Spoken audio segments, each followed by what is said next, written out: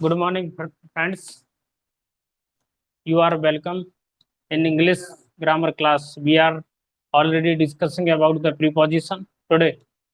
Here we are talking about the preposition beside and besides. Now we talk about the what is the basic difference between the beside and besides. Beside means near. It means जो हमारे बिल्कुल नजदीक है, जो हमारे बिल्कुल करीब है, उसके लिए हम beside का यूज करेंगे। और जो किसी के अलावा है, किसी के अतिरिक्त है, इस अर्थ में बिसाइड इसका यूज करेंगे। एग्जाम्पल से समझ में आएगा। जैसे अगर मैं कहूँ कि आपका घर मेरे बगल में, आपका घर मेरे बगल में, आपका घर मेरे करीब है, तो क्या कहोगे? Your home is beside me. ऐसे बोलूं कि रवि के बगल में धर्मेंद्र बैठा है, तो क्या बोलोगे? Ravi is sitting beside Dharmendra. अगर बोलना हो कि धर्मेंद्र के अलावा रवि का और कोई नहीं, के अलावा के अतिरिक्त, तो कहेंगे क्या बोला? धर्मेंद्र के अलावा रवि का कोई नहीं है। क्या बोलोगे? There is no one besides Dharmendra of Ravi. तो रवि का धर्मेंद्र के अलावा कोई नहीं है। तो जिसका, जैसे बोलूं कि मेरा उसका, तो अपने भाई के अलावा कोई नहीं घर में, इसका मतलब भाई बहन ही और कोई नहीं। तो क्या कहेंगे? She has no one, she has no one besides, besides her brother. She has no one besides her brother. उसके भाई के अलावा कुछ नहीं। ऐसे बोलते हैं कि उसमें घर के में उसके पिताजी नहीं रहे, अब उसकी माता के अलावा उसके घर में उसका कोई नहीं। तो क्या कहेंगे? She has no one besides his. इजने करेंगे या हर यूज करेंगे? सी है तो क्या होगा? हर होगा। तो कहेंगे she has no one besides her brother या मदर, जो भी है, फादर, मतलब घर में एक ही व्यक्ति है, उसके अलावा कोई नहीं, तो उसके लिए बिसाइड्स ऐसा वाला। और अगर बताना हो कि करीब, बगल में, कह सकते हो कि मेरे बगल में एक मंदिर है, कह सकते हो। कह सकते हो मेरा घर मंदिर के बगल में, my home is besides, my home is beside temple. कह सकते हो मेरा घर स्कूल के या कॉलेज के बगल में, बोलते हैं my home is beside college, school, बोल सकते हैं ना। जैसे कह सकते हो कि मैं एसडीएम बंगले के बगल से रहता हूँ, या क्या कह सकते हो, मैं एसडीएम बंगले के बगल से रहता हूँ, आई लिव बिसाइड एसडीएम बैंगलो। तो मैं एसडीएम बंगले के बगल से रहता हूँ। तो समीप एग्जाम्पल से समझिए इस चीज को, इतनी आज बिल्कुल आसान चीज। I live beside SDM Bangalore. जैसे कह सकते हैं कि राम, सीता राम के बगल से बैठी है, बोल सकते हैं। तो क्या बोलेंगे? Sita is, Sita is sitting beside Ram, बोल सकते हैं कि नहीं? या ऐसे कह सकते हैं, क्या कह सकते हैं कि टेबल के बगल से टेबल रखिए, टेबल के बगल से टेबल रखिए, चेयर के बगल से चेयर रखिए, लाइन में चेयर लगाते लगाते कि, तो कह सकते हैं कि chair is, chair is beside chair, के बगल में के करीब, बोल सकते हो कि नहीं? कह सकते हो कि मेरे बगल में सर रहते, बोल सकते हो कि, तो कह सकते हैं कि teacher is, teacher live beside me, बोल सकते हो कि नहीं? ये किसके एग्जाम्पल है? सारे एग्जाम्पल बिसाइड की, जिसमें एस नहीं, विदाउट एस। अब हम किसका यूज करेंगे? बिसाइड्स का। जैसे मैंने बोला she has no one besides, S वाला, बिसाइड्स हर मदर। इसका मतलब उसके घर में केवल और केवल उसकी सहायता के लिए, उसकी मदद के लिए एक ही पर्सन मौजूद है, only one person stay for their mother. तो उसके हेल्प के लिए, उसकी सहायता के लिए केवल एक ही व्यक्ति, एक ही विकल्प है।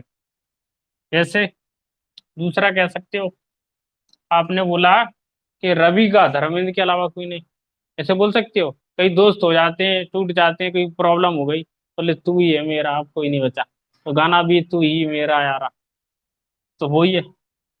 तो क्या लिखा, Ravi has no one besides, ऐसे और अच्छे से बनाना है, बिसाइड्स हिज फ्रेंड, तो थोड़ा और अच्छा सेंटेंस बन गया।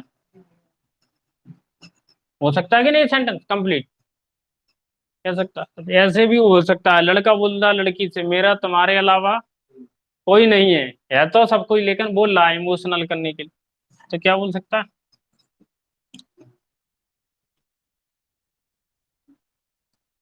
कोई अच्छा नाम लिखो, तो Geeta has no one besides her friend, उसके मित्र के अलावा उसका कोई नहीं। या ज्यादा अच्छा हो तो मित्र के सूट नहीं कर रही, तो लिख सकते हो फादर, मर्जी है जो लिखो। तो इन दोनों में अंतर स्पष्ट हो गया बिसाइड और बिसाइड्स में। इसके बाद अब एक साथ लिख लेना, कुछ और पढ़ लेते। एट और वन पढ़ा है मैंने, कोई बात नहीं, एक साथ पढ़ लेते, छोटा सा, कोई दिक्कत नहीं। अब हम देख रहे हैं थोड़ा सा use of at and on, तो एट और वन का यूज करेंगे। ये तो बिल्कुल सिंपल है कि एग्जांपल में समझ में आएगा। वन का यूज कहाँ करते थे, डेट बताना हो, डे बताना हो, है कि नहीं। और किसका मतलब, कोई चीज किसी के ऊपर रखी हो, है कि नहीं, पर या फिर ऊपर रखा होना, ठीक है। एट का मतलब कहाँ यूज करते थे, आपको पॉइंट ऑफ टाइम बताना हो, पॉइंट ऑफ टाइम, या कह सकते हो फिक्स समय बताना हो, कह सकते हो क्या, फिक्स्ड टाइम बताना, बोले 8 बजे आ जाना, class will be resume at 8 AM, सिर्फ इसका मतलब क्लास 8 बजे ही होगी, इसका मतलब नहीं कि 8:30 9 बजे यार, तो मतलब fix time at. At is used for the small place, small place, ऐसे एग्जांपल से समझ में आएगा। जैसे कि पॉइंट ऑफ टाइम क्या बोला था, class will be resume, class will be resume at 8 AM, class will be resume at 8 AM, तो क्लास 8 बजे शुरू होगी, रिज्यूम का मतलब शुरू होना, प्रारंभ होना। स्मॉल प्लेस है, जैसे कि मैंने लिखा आई लिव एट लाहौर, हरा समझ में, मैं लाहौर में रहता हूँ, स्मॉल प्लेस है कि नहीं। और एट का यूज कहाँ होता है, एट का यूज वहां हो सकती है जहां आपको किसी वस्तु को फिक्स करना हो, क्या करना हो, फिक्स्ड करना हो। yes. कहेंगे he must come here at a time, at a time, he must come here at a time, क्या कह सकते, he must do his work at a time, उसे एक समय पर यहाँ आना चाहिए, या उसे एक समय पर अपना काम करना चाहिए। एट अ टाइम का मतलब जो आपको समय दिया गया है उसी समय पर आपको वो काम करना चाहिए, तो वहां पर किसका यूज कर लेते हैं, एट का यूज कर लेते हैं। एट का यूज वहां भी कर लेते जहां कोई चीज निश्चित हो, एट है कि नहीं, जैसे एट रैंडमली, एट रैंडमली, ऐसे कह सकते हैं कि हमारा कोई काम करने का इरादा नहीं था, लेकिन समस्या ऐसी आ गई, परेशानी ऐसी आ गई कि हमें मजबूरी में वैसा करना पड़ा, चैट रैंडमली। तो एट और ए और लिख लो, इसके बाद फिर आगे चलते हैं।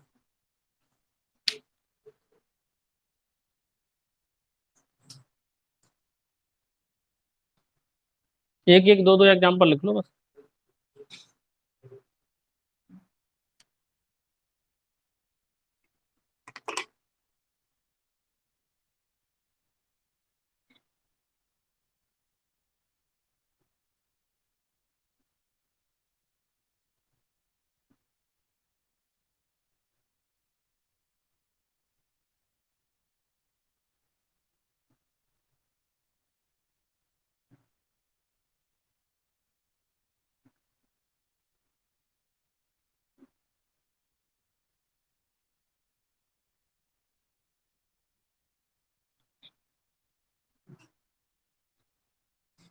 लेके जाए तो बता देना, मैं हटा दूंगा।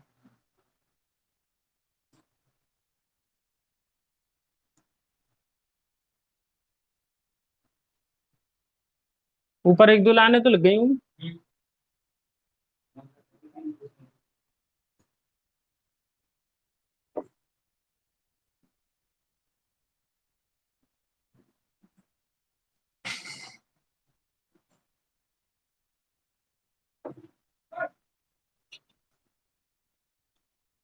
जब तक अगला यूज लिखे दे रहा हूँ। अगला है बिटवीन, अमंग और अमंगस्ट, अमंगस्ट।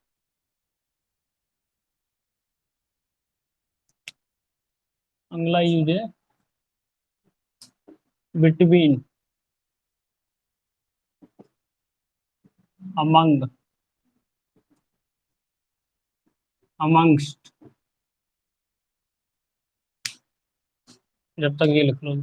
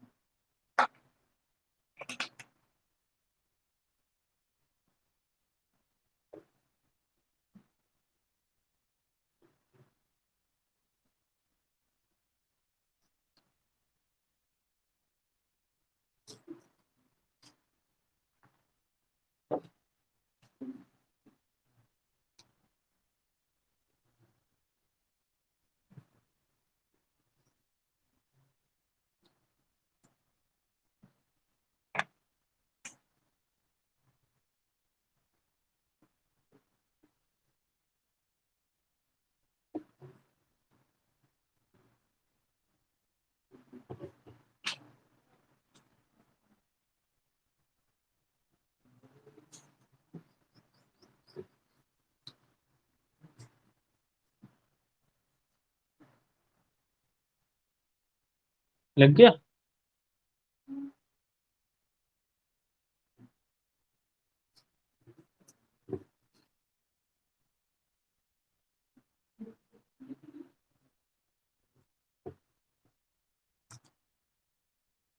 अब इतना तो लिखा ही क्या।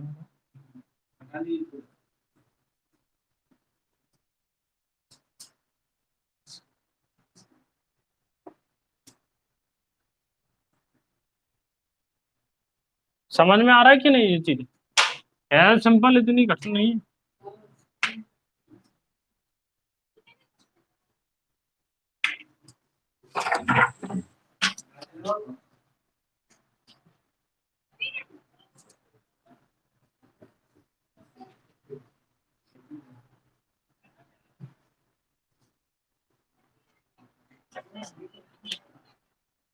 तो अगला यूज किसका पढ़ रहा है? बिटवीन का मतलब किसके लिए यूज होता है?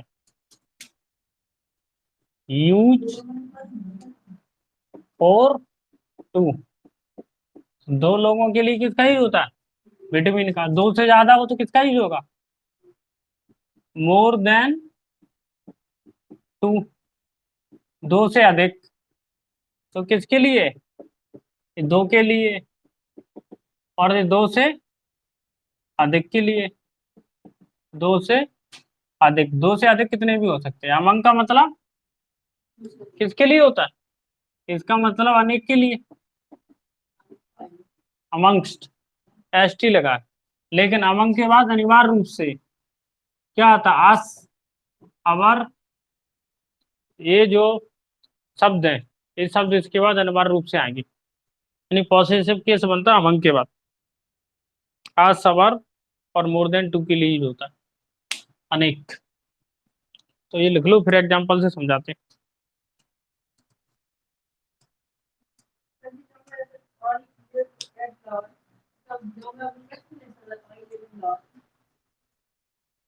हाँ, लिख सकते हो।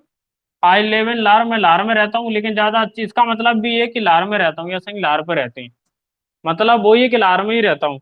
लेकिन एट का मतलब क्या पता चल रहा है, एट का मतलब ये पता चल रहा है कि लाहौर छोटी जगह है। इन लिख दोगे तो पता चला कि हो सकता है किसी महानगर का नाम लाहौर हो, ग्वालियर जैसे। हाँ, अगर इन लगा दोगे इसका मतलब हो जाएगा कि लाहौर कोई छोटी मोटी जगह नहीं, कम से कम जिला तो हो गई। इसके इससे स्पष्ट है कि तहसील या उसी के आसपास छोटी लेवल का है, जिला नहीं है कम से कम। समझ में आ रहा है? इसलिए ये शब्द ऐसा नहीं है, पढ़ने वाला समझ जाता है कि किस लेवल के गांव या शहर की बात हो रही है। ठीक है, अब एग्जांपल से समझो।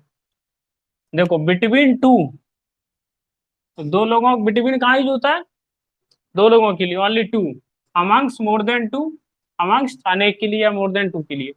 लेकिन उसके साथ अनिवार्य रूप से आज से आवर ऐसे सब आते हैं। अमंग्स का यूज फिक्स हो गया होगा कि जब भी अस या आवर है तो उसका मतलब है कि हमें वहां पे अमंग्स का यूज करना है।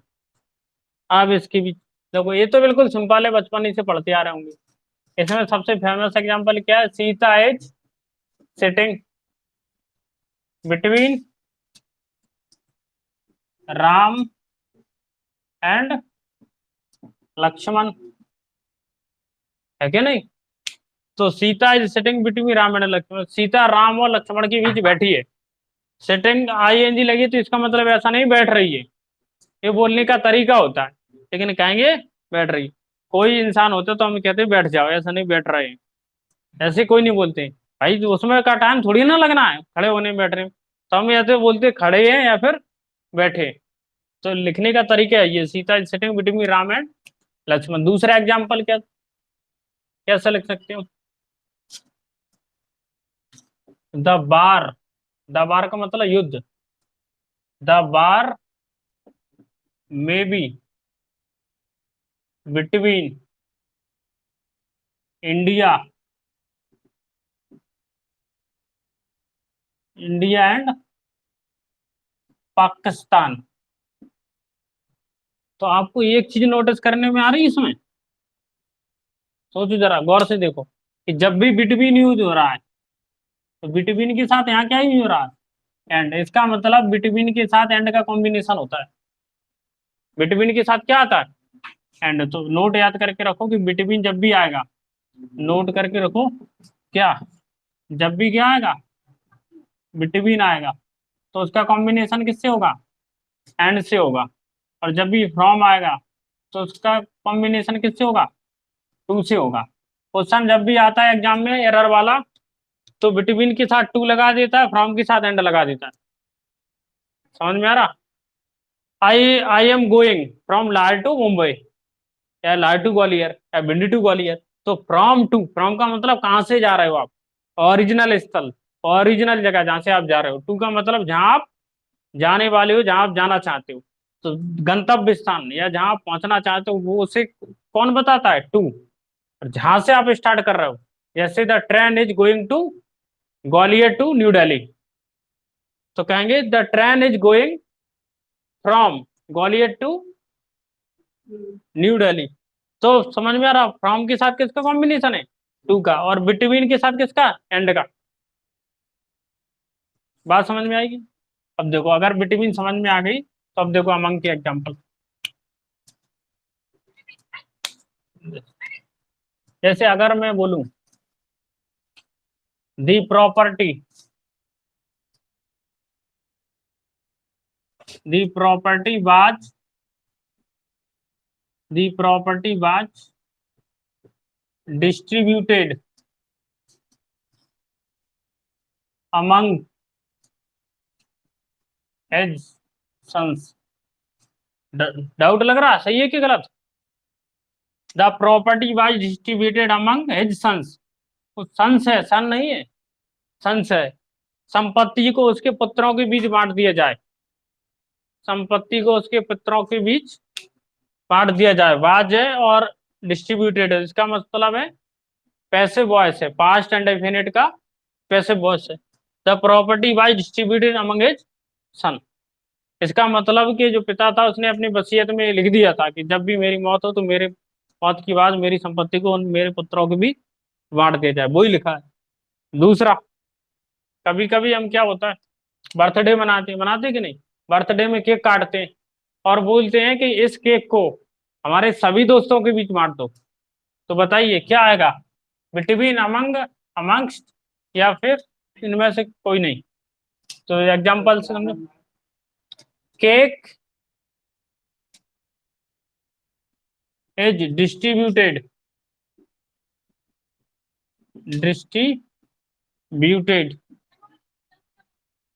amongst our our friends।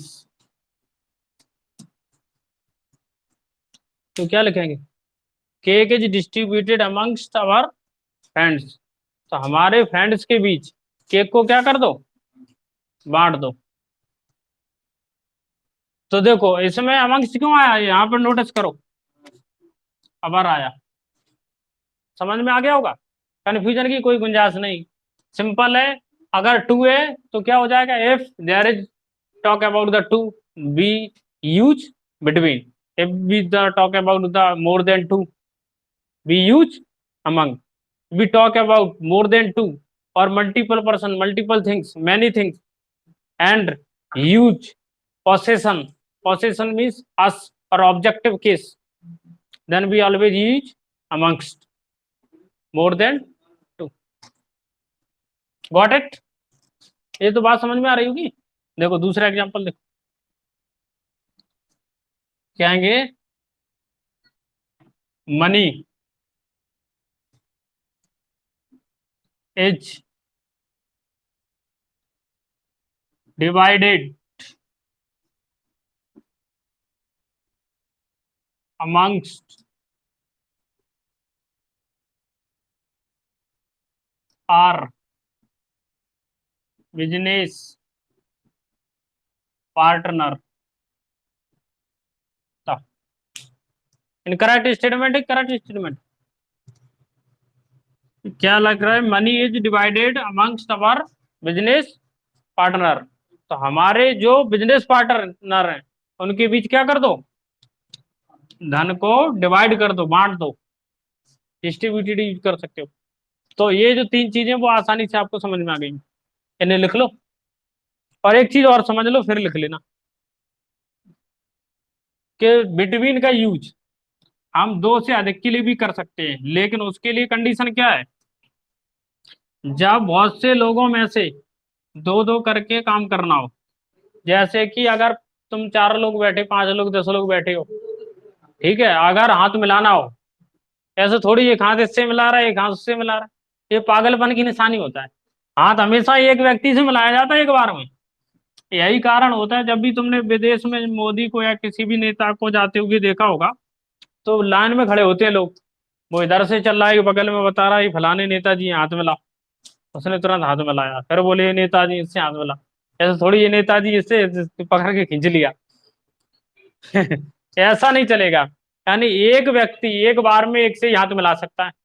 वर माला पहलानी है क्या नहीं, सम्मेलन में शादी हो रही, घर से शादी ऐसा दो, एक को एक कोई पहनाएगा, उसमें दो ही बिटवीन का ही होगा। बात समझ में आ रही, सम्मेलन में क्या होता है, सम्मेलन में बहुत सारे दूल्हा और दुल्हन होते कि नहीं, वो एक दूसरे को वरमाला पहनाते हैं।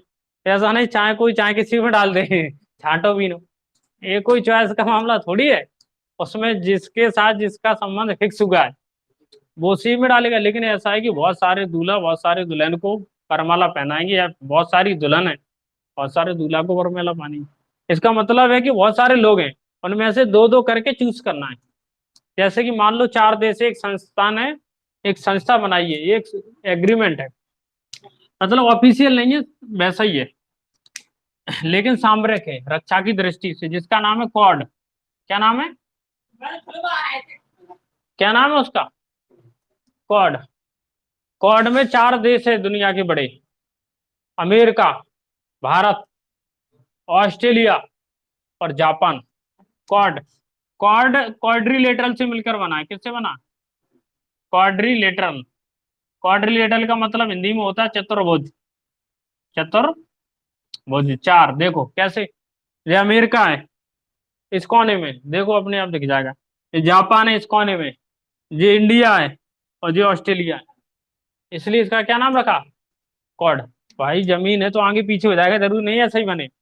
ऐसा भी तो हो सकता है, ये अमेरिका इस साइड है, इंडिया इस साइड है, और ऑस्ट्रेलिया इस साइड है, और जापान इस साइड है। एक्चुअली ऐसा ही है, लेकिन फिर भी 4 भुजाओं की आकृति बन गई कि नहीं, इसलिए इसे क्या बोल रहा है। तो इस उन्होंने कहा कि फालतू में पूरा नाम बोलने में दिक्कत होती है, क्वाड्रिलेटरल क्या कर दो, क्वाड।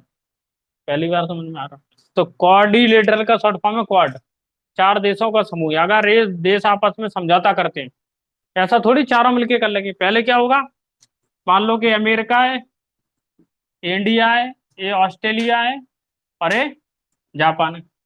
इंडिया जापान का समझौता होगा, ऑस्ट्रेलिया अमेरिका का समझौता होगा, जापान अमेरिका का समझौता होगा, इंडिया अमेरिका का समझौता होगा, ऑस्ट्रेलिया इंडिया। दो दो करके करेंगे कि नहीं समझौता। तो जब बहुत सारे लोग हों और दो दो करके कोई संधि कर रहे हो, कोई अंतरराष्ट्रीय समझौता कर रहे हो, हाथ में ला रहे हो बहुत सारे लोग दो दो करके, तो वहां पर किसका यूज करेंगे? अमंग का नहीं, अमंगस्ट का नहीं, किसका यूज करेंगे? बिटवीन। क्योंकि ये जो घटना हो रही है, ये जो प्रोसेस चल रही है, the process is being done between only two things, two person, so we use always between here. Got it. तो एग्जांपल से समझिए। स्पेशल केस है इसलिए स्टार लगाया। ये ऊपर नीचे वाला क्या है? स्पेशल केस है। जनरल केस में यूज नहीं होगा, स्पेशल है। जनरली ऐसा नहीं होता, ये बहुत बड़ी चीज है। इसका मतलब है चारों में से किसी पर भी आक्रमण होगा, सब पे माना जाएगा, है कि नहीं। तो स्पेशल केस है। तो क्या करेंगे?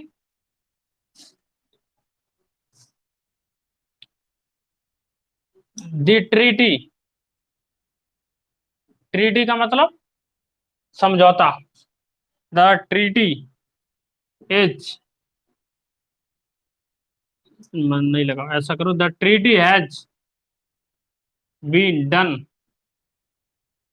बिटवीन इंडिया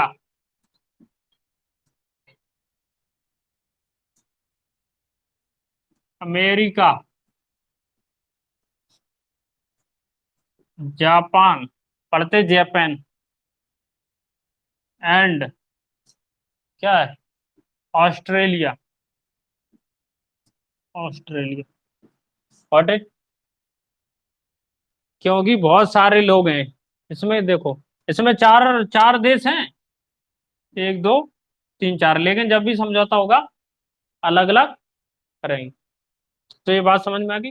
तो जब भी अंतरराष्ट्रीय संधि समझौता करना हो, बहुत सारे देश उसमें शामिल हो, तो हम कहेंगे तो उसमें क्या होगा, बिटवीन का यूज होगा। तो नोट करके लिख लो, इंटरनेशनल, इंटरनेशनल ट्रीटी। ट्रीटी का मतलब संधि, एग्रीमेंट, एग्रीमेंट समझौता, कॉन्फ्रेंस,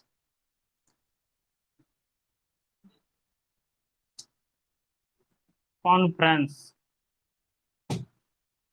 सम्मेलन, पैक्ट कह सकते हो। और क्या कह सकते हो? पैक्ट। जैसे पूना पैक्ट 1932 में हुआ था, पूना पैक्ट गांधी और डॉक्टर अंबेडकर के बीच। पैक्ट, पैक्ट का मतलब भी क्या होता है? समझौता। ईटीसी, इनके साथ किसका यूज होता है? बिटवीन का यूज होता है। तो ये लिख लो, और फिर दूसरी चीज पढ़ते हैं।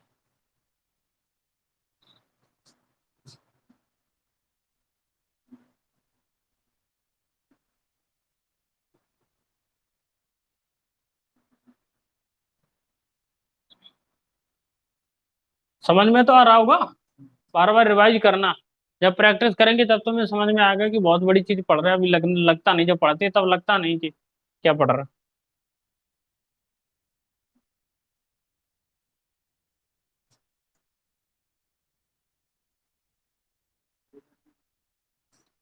इसके बाद एक और पढ़ लें, क्रॉस बिटवीन।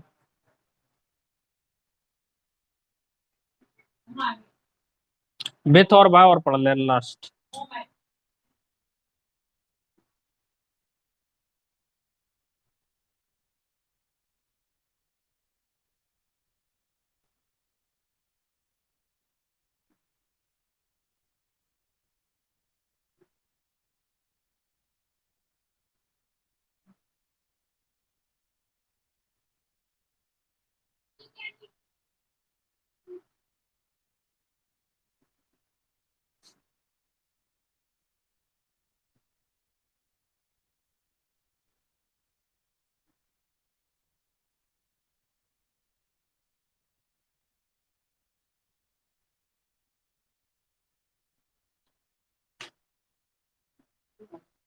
लिख ला। ट्रीटी, ट्रीटी स्पेलिंग समझ में नहीं आ रही तो दोबारा लिख। ट्रीटी का मतलब होता संधि। मीनिंग भी याद करते चलो। Treaty, TREATY। ट्रीटी का मतलब होता संधि। ऊपर वाली हटा दे।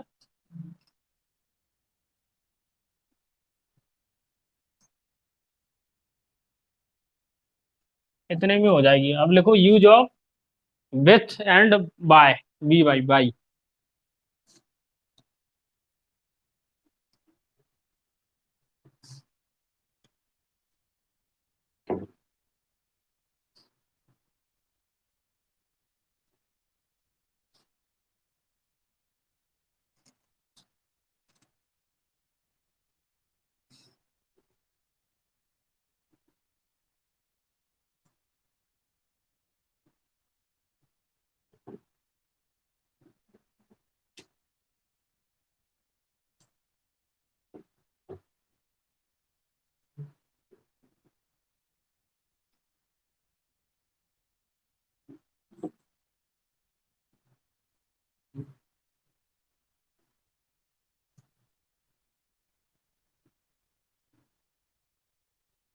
बस इतने में बन जाएगा। किसका लिखना है? यूज ऑफ विथ एंड, ये वाला एंड हटा, bye.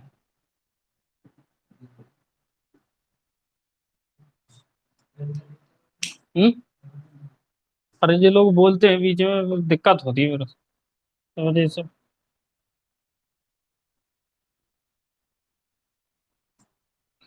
After the discussing about the between amongst at lot of articles and preposition, now we are switch on with and by. With is used for non-living and non-doer thing. It means the sense organ. It means the things cannot be done anything. मतलब जो कोई काम ना करता हो, जो कोई वस्तु निर्जीव हो, जिसके द्वारा कोई काम किया जाता हो, जो स्वयं ना करता हो। जैसे just like a instrument, instrument doesn't do anything without operating. जैसे कि कोई मिसाल है, अपने आप नहीं चल जाती। बंदूक है, अपने आप नहीं चल जाती, उसे चलाना पड़ता है, ऑपरेट करना पड़ता है। मोबाइल है, कंप्यूटर है, अपने आप ऑपरेट नहीं होता, चलाना पड़ता है। नाइफ है, चाकू है, सब्जी काटना, फल काटना, अपने आप थोड़ी ना काट देगा। चाकू फल काट दो, काट देगा? नहीं काटेगा, उसे ऑपरेट करना पड़ता है। तो ऐसी वस्तुएं जो नॉन लिविंग है, नॉन डूअर है, इंस्ट्रूमेंट है, उनके लिए विद का यूज करते हैं। और जो लिविंग है, जिसमें जीवन या फिर कह सकते हैं जो डूअर है, जो अपना काम खुद कर रही है कि नहीं। और कह सकते हैं कि मीन्स ऑफ ट्रांसपोर्टेशन है, यात्रा यातायात के साधन है, उनके लिए हम बाय का यूज करते हैं। या फिर एजेंट है, एजेंट का मतलब किसी काम को करने वाला व्यक्ति है। जैसे बीमा का काम करने वाला व्यक्ति है, किसी काम को कर रहा है। जैसे कि कोई टीचर है, पढ़ा रहा है, कहते हैं physics bye SK sir, English by BK sir. है कि नहीं। मैथ वाले बादाम सर, पता नहीं कौन कौन से काजू सर, है कि नहीं। मैथ वाले सर है बादाम सर। तो कई लोग ऐसा नाम रख सकते हैं बादाम सर, कई लोग रख सकते हैं काजू सर, है कि नहीं। तो दिक्कत समस्या क्या है कि जो कोई भी काम किया जाता है, कोई ये तो नाम है कोई बात नहीं, जिसको जैसा अच्छा लगता है, कई चीकू नाम रख लेते हैं। ये तो नाम आजकल कोई भरोसा नहीं। तो कोई भी व्यक्ति कोई भी नाम रख सकता है, नाम में क्या रखा, आपको तो कंसेप्ट समझना। तो कंसेप्ट क्या है, कंसेप्ट बिल्कुल सिंपल है। विद का यूज कहाँ होता है, बोलो। नंबर वन कहाँ कर सकते हैं हम, non living. Non living means जिसमें जीवन ना हो, निर्जीव वस्तु है।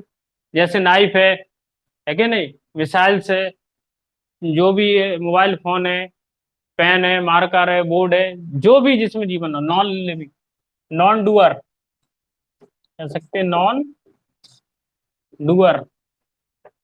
नॉन डूअर, डूअर का मतलब, डू का मतलब करना, डूअर का मतलब काम करने वाला, जो कोई काम नहीं करता। जैसे मार्कर है, ये मार्कर क्या अपने आप चल सकती है, तो ये नॉन डूअर। ये बोर्ड है, क्या अपने आप लिख सकता है, नहीं, तो नॉन लिविंग। कह सकते हैं sense organ. Sense organ, sense organ का मतलब जैसे नाक, आँख, कान, गला, इनके लिए भी हम किसका यूज करेंगे, विथ का यूज करेंगे। जैसे कि मैंने एक चांटा मारा, कैसे मारा, हाथ से ही तो मारा होगा, चांटा तो पैर से तो मारा नहीं जा सकता। तो है कि नहीं, तो सेंस ऑफ ऑर्गन ही तो है, लेकिन हाथ ने अपने आप थोड़ी मार दिया। नहीं तो ऐसा अपने आप मारता होता तो पता नहीं किस किस फुट गया होता। दिमाग पहले आदेश देता है कि भाई इसमें लगा दो एक। इसका मतलब है कि स्वयं ऑपरेट नहीं होता, बल्कि उसे करना पड़ता है कि नहीं। किसी को फोन लगाना अपने आप थोड़ी लग जाता है, भाई नंबर डायल करना पड़ेगा, लगाना पड़ेगा, तभी तो लगे। तो सेंस ऑफ ऑर्गन कह सकते हैं इंस्ट्रूमेंट के लिए सबसे अच्छा शब्द क्या है, इंस्ट्रूमेंट का मतलब होता है कोई यंत्र या कोई साधन। आ रहा समझ, उसके लिए किसका यूज करेंगे, विथ। एग्जाम्पल से और क्लियरिटी आएगी। जैसे I cut vegetable, I cut vegetable with या फिर वाई, नाइफ। मतलब क्या आएगा, तो विथ आएगा, बाय नहीं आएगा। क्योंकि क्या है, नॉन लिविंग है, नॉन डूअर है, चाकू अपने आप नहीं काट सकता है। तो किसका यूज होगा। जैसे दूसरा एग्जांपल देखो, he is, he is shooted with by gun. क्या आएगा, विथ या बाय, क्या आएगा, तो बाय नहीं आएगा, क्या आएगा विथ। गन क्या है, ये देखना, गन, नाइफ, अरे निर्जीव चीजें हैं, है कि नहीं। एक, अगर मीन्स ऑफ ट्रांसपोर्टेशन होता, यातायात के साधन होते, तो वहां भाई आता। तो वहां क्यों भाई आता, इसलिए नहीं कि निर्जीव है, बल्कि हम बताएंगे क्यों आता है। जैसे अगला एग्जांपल देखो,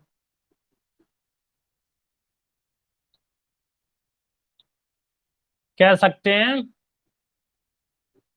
Rajendra is good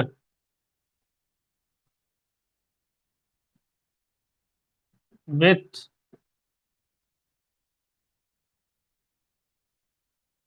Rajendra is good to play with harmonium. अगर मैंने एक एग्जांपल लिखा है, ठीक है, तो हारमोनियम क्या है, इंस्ट्रूमेंट है, कोई उपकरण ही तो है। कौन सा उपकरण है, म्यूजिकल इंस्ट्रूमेंट है, वाद्य यंत्र है, म्यूजिकल इंस्ट्रूमेंट है। तो क्या आएगा, विथ। अगर ये भी समझ में नहीं आ गया तो अगला एग्जांपल आपको 100% समझा देगा। I write a letter with और बाय पेन। बता क्या आएगा, देखो पेन। अगर मैं कहता this letter this letter is written by Ravi, तो रवि बाय आ जाता, क्योंकि यहाँ हम लेटर को मैं तो नहीं दे रहे, लिखने वाले को दे रहे। बारह समझ में आ रही? बात सिंपल सी है। जब वस्तु को महत्व देना हो तो विद का यूज करो, जब व्यक्ति को महत्व देना हो तो बाय का यूज करो। जैसे बड़े बड़े अधिकारी होते हैं, प्रधानमंत्री है, राष्ट्रपति, आईएएस अधिकारी है, डीएम है, वो अपना लेटर खुद लिखते हैं, नहीं टाइपिस्ट होते हैं उनके लिए, वो बोलते हैं, तो वहां पर लेटर का महत्व होता, लिखने वाले का महत्व होता है, या जो बता रहा है उसका महत्व होता है, तो वहां बाई का यूज होगा। लेकिन टाइप राइटर लिख रहा है, उसके लिए किसका यूज होगा? इसका यूज होगा। सिंपल है ये, इससे बहुत सारी चीजें आपको समझ में आ गई होंगी। देखो, इसका यूज समझ में आ गया कंप्लीट। अब देखो बाय का यूज समझते हैं। बाय का यूज पहली नंबर पे कहाँ होता है? लिविंग के लिए। उल्टा करते चलो, लिविंग के लिए होगा यूज, मतलब जीवित वस्तुओं के लिए, जीवित व्यक्ति के लिए, जीवित थिंग के लिए। दूसरा डुअर के लिए, किसके लिए? यानी जो किसी काम को करता हो, जो किसी काम को करता हो। तीसरा किसके लिए होगा? कोई भी ऐसी चीज जो यातायात के संसाधन के रूप में यूज होती हो, चाहे रोड से, चाहे ट्रेन से, चाहे बस हो, या फिर कोई भी हो, चाहे वो समुद्र से हो, तो कहेंगे कि किसके लिए यूज करते हैं? मीन्स ऑफ ट्रांसपोर्टेशन, यातायात के संसाधन, याता यात्रायात, यातायात संसाधन। तो यातायात के जो साधन है उसके लिए किसका यूज करेंगे? बाय का यूज कर लेंगे। और क्या है चौथा? एजेंट के लिए। एजेंट का मतलब के द्वारा, या फिर द्वारा किसी काम को किया जाना, किसी कार्य को करना। एग्जाम्पल। अब देखो, अब एग्जाम्पल से यहां से समझ में आएगी बातें, अभी लिखना मत।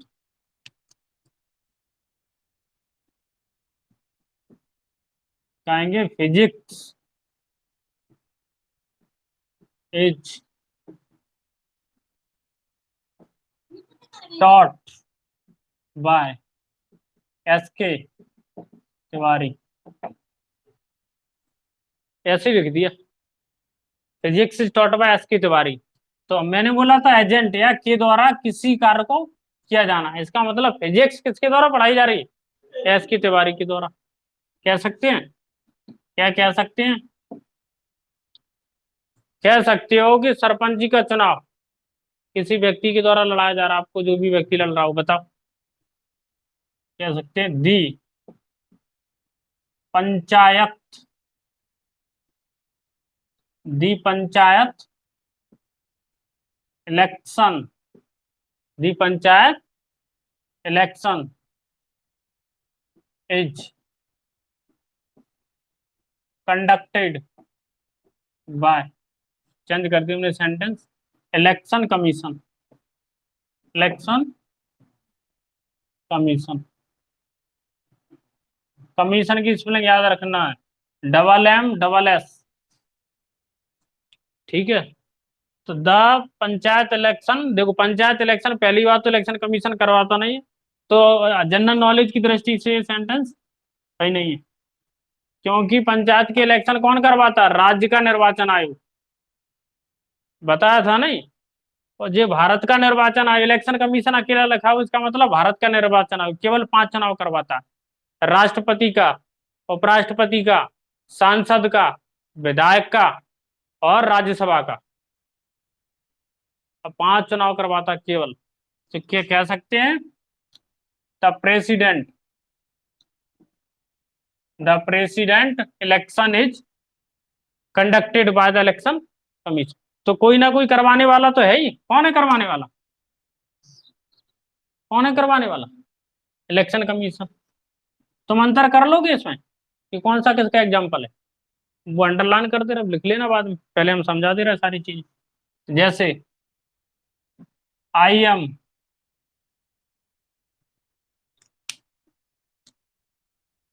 इससे लिख दे रहा तो अलग दिख जाएगी। I am going to Gwalior by bus. देख लो, यातायात का साधन हो गया कि नहीं। बाय बस की जगह कह सकते हो ट्रेन, है कि नहीं, एरोप्लेन, जिससे भी जाना चाहते हो। तो क्या हो गया, means of transportation. Wonder of science की यूजी में लिखते थे, एक ये भी हेडलाइन होती थी उसमें। बंडर ऑफ साइंस का जब 10th 12th में निबंध लिखते थे, बहुत सारी हेडिंग होती थी। विज्ञान के वरदान, विज्ञान के चमत्कार। तो विज्ञान का यूज होता था, बोलते थे यूज इन कम्युनिकेशन, कम्युनिकेशन में यूज। यूज इन ट्रांसपोर्टेशन लिखते हैं means of transportation. Science is a big great gift in means of transportation. पहले ये समझ में आई। अब देखो, लिविंग थिंग के लिए कैसे यूज कर सकते हैं। ये टीचर है, ये जो टीचर है पढ़ा रहा है, जिंदा है कि मुर्दा है। मुर्दा होते तो पढ़ाते नहीं, जिंदा तभी तो पढ़ा रहा है। इसका मतलब लिविंग थिंग के लिए यूज हो रहा है कि नहीं। तो लिविंग थिंग के लिए, यूज के लिए, मीन्स ऑफ ट्रांसपोर्टेशन के लिए, और डूअर के लिए। जैसे अगर डूअर कैसे कहेंगे, this work is being done by, कुछ भी लिख दो, अजय लिख दो। मैंने ये लिख दिया कि this work is being done by Ajay. तो डूअर कौन है इसमें, डूअर का मतलब काम को करने वाला है, कौन है, अजय। तो डूअर के लिए यूज हो गया। तो सारी की चीजें समझ में आ गई। ये क्या है, कौन सा टेंस है, ये टेंस प्रेजेंट कंटिन्यूअस है, कौन सा है, और पैसिव वॉइस है। पैसिव वॉइस होने से टेंस नहीं बदलता, टेंस तो वही है। देखो, लोगों ने बकवास बना रखी। टेंस जब आपको अपनी बात डायरेक्ट कहना हो, आ रहा समझ में, जब आपको किस पर जोर देना हो, कर्ता पर जोर देना हो, डूअर पर जोर देना हो, काम करने वाले पर जोर देना हो, तो एक्टिव का यूज कीजिए, यानी टेंस का यूज कीजिए। जब काम पर फोकस करना हो तो पैसिव का यूज कर दीजिए। तो एक्टिव और पैसिव में केवल इतना ही अंतर है कि जब काम पे फोकस करना हो तो पैसिव का यूज करो, जब करने वाले पे फोकस करना हो तो टेंस का यूज करो, और बाकी सब बकवास। तो आज के लिए इतना ही, नमस्कार, जय।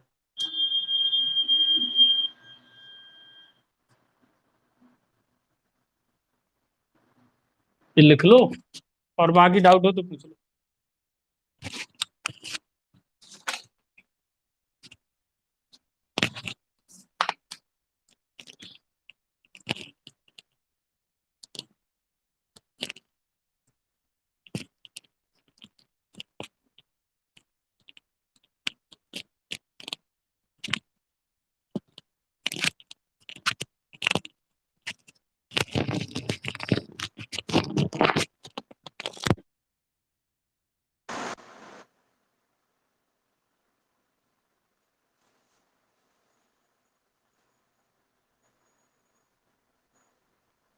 देखो, डबली लाइव है, जरा फोन नहीं पड़ रहा, लाइव चला।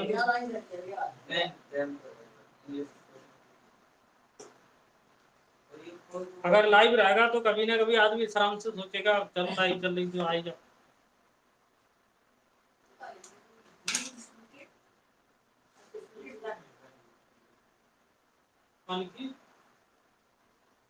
ये जो shooted with gun, by gun नहीं, विथ गन इंस्ट्रूमेंट है। लाठी से मारा तो क्या आएगा, अरे तो भी विथ ही आएगा।